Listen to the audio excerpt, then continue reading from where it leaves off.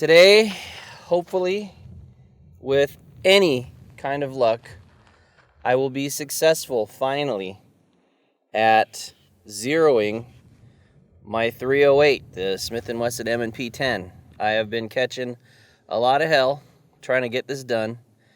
Tried to eliminate as many errors as possible. Boiled it down to it was ammunition. It was ammunition that was the case. Well, I finally got some Federal Premium 168 grain. Now the other ammunition was the ZQI was 124 or something like that. And certain rifles like certain weights of bullets, and the M&P10 likes at least mine likes the 168 grain.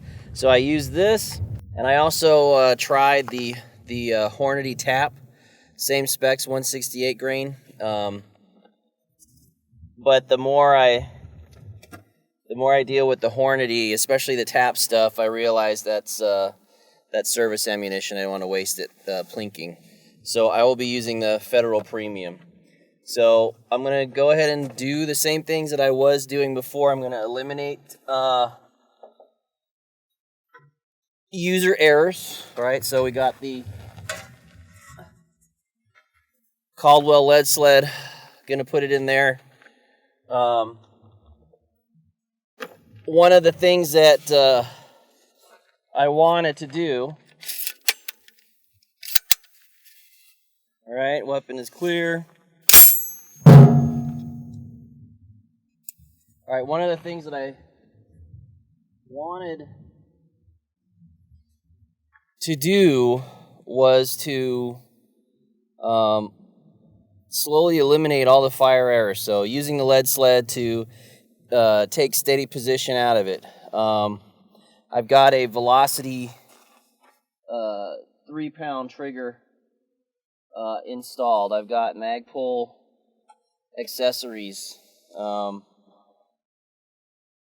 including the riser for the cheek well, just trying to make sure my errors weren't affecting how I was firing.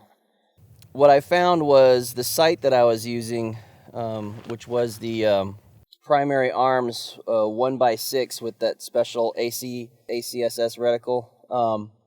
It wasn't powerful enough, okay? So even at 6 power, yes, you could see the target clearly, but these systems need to be zeroed at 100 meters to 200 meters based off of, what you're trying to use it for and the ranges that you're trying to affect. And it wasn't powerful enough.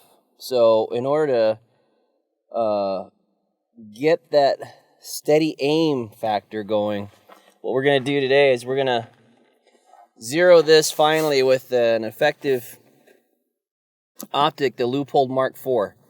So I've got this this Mk4 on a Burris pepper mount. It's still loose in here, but what we're going to do is we're going to mount this properly.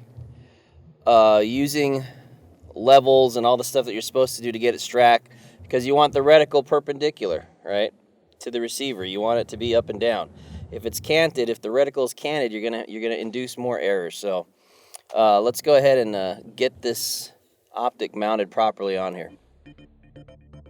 Okay, so we're gonna use this Wheeler Engineering leveling set, and basically make sure that the receiver is level, and then once the receiver is level, you transfer that data to the barrel, and then once the barrel's level, then you put your optic on and then level the optic based off of these gauges are magnetic, but the receivers are aluminum these days, so it's not sticky. What I'm going to do now is worry about leveling this way. Right, this is what, since we're trying to make sure that the reticle is straight up and down, perfectly perpendicular with the receiver, the frame of the weapon, we want to make sure, this is the primary goal, is to make sure that when we're aligning the reticle that the receiver is horizontally perfectly level. Alright, and so you just kind of got to maneuver your sight on there, or your leveling bubble on there, which right now it's level.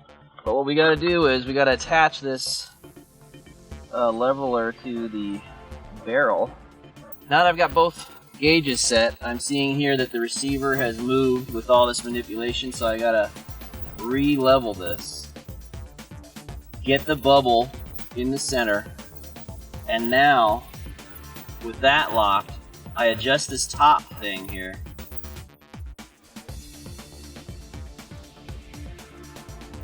Okay, so that is pretty much in the middle, and this is pretty much in the middle, now that I just tweaked this a little bit.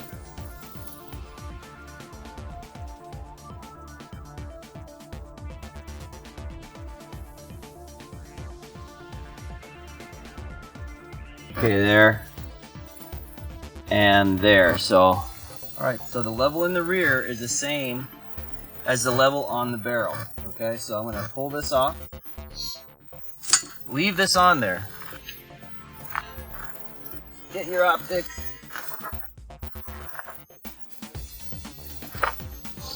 now I've left all of these mounting threads loose so that I'm able to pivot the scope in the mount.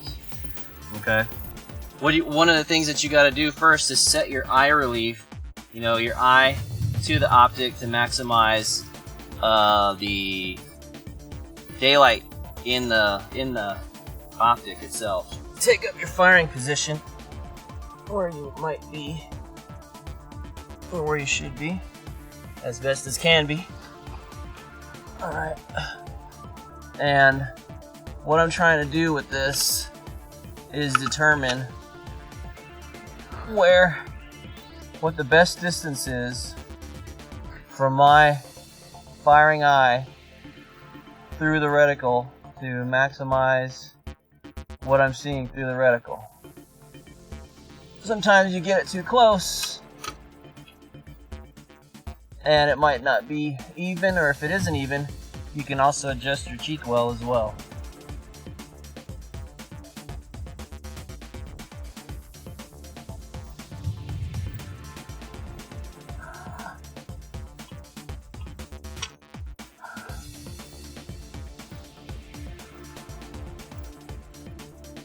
That's right about there, where I'm going to consistently rest my cheek and maximize. If you set it too far, you'll have a thick black ring. Now I got a real thick black ring and I can barely see the reticle. So it's just a trial and error thing to find out what's best for you and your shooting style and position. Alright, so with that, I'm going to lock that down.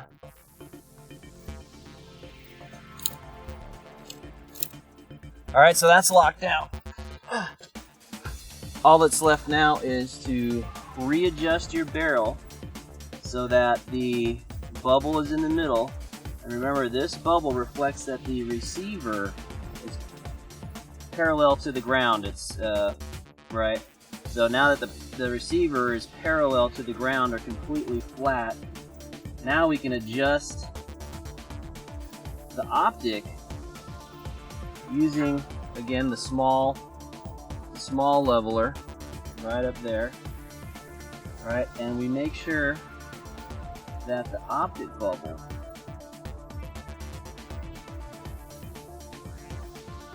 is dead center, or at least looks just like that one.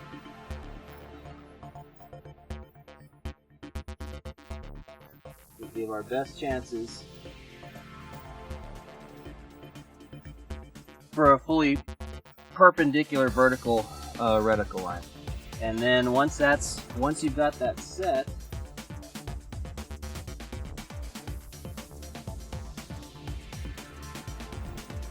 alright, then you tighten down these screws. And I've had issues with these screws. I'm not sure if I mentioned it, but I tried doing this with rings that mounted sideways instead of up and down. So I switched out, in my struggles to zero this thing, I switched out my mount. I had taken the other one from another weapon, and I got this burst mount where the rings clamp down from the top. That way it settles in this cradle and it's not going to move. We had issues tightening the rings, and the reticle was doing this depending on the tension of the screws. This thing is sitting in the cradle. As long as this leveling bubble is true, we should be good to go. So one there, and I'm doing the center screws first.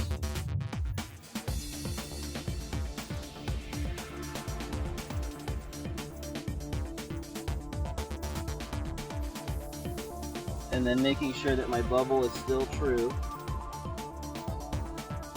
and comparing it to the weapon, and then just making sure that the centers are tight.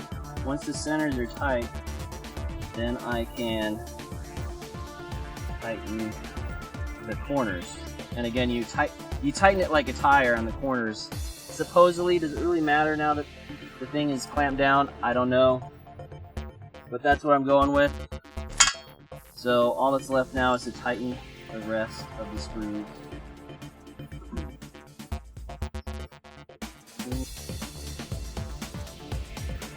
And now I've been manipulating the receiver now with all this pressure.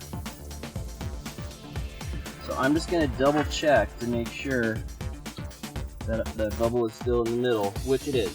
So you got to trust it. Okay, now that we're assured that our vertical reticle is straight up and down, perpendicular to the receiver, now we can go ahead and start slinging some rounds down range. So let's do that.